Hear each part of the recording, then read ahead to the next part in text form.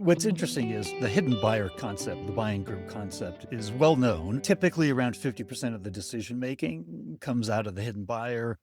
Typically, we don't get into the meeting with a hidden buyer. We have very little influence. And the answer has been the thought leadership. Now, you have a different thought on thought leadership, and you actually combine that with getting meetings that are not sales oriented. They don't sound like sales meetings. They're not sales meetings. They're easier to get. They have a different outcome. Can you explain maybe how do you get these meetings? Who are those meetings with? And what's your philosophy behind that?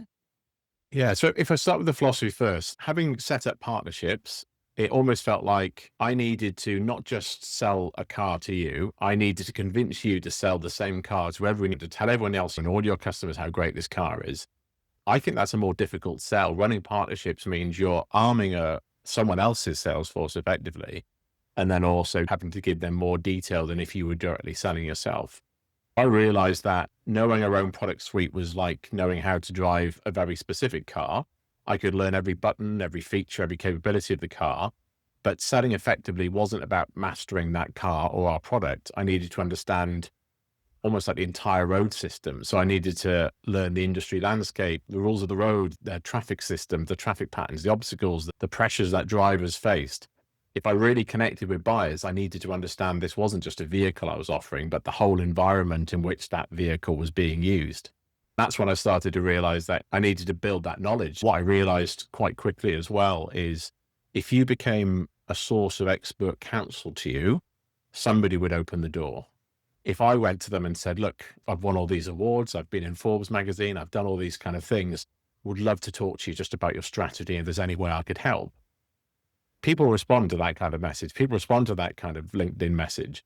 Sometimes they do that because people want to be in the sphere. There's a lot of evidence that says people want to be closer to the people that have done great things.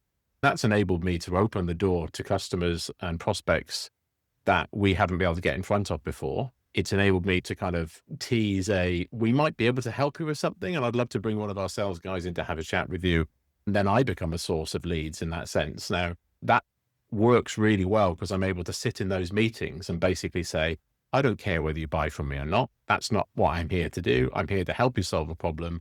We have sales guys and salespeople who will come in and sell these things to you. And I feel really strongly that's been so beneficial that the conversation candidly happened recently with our CEO who said, we should be commissioning you.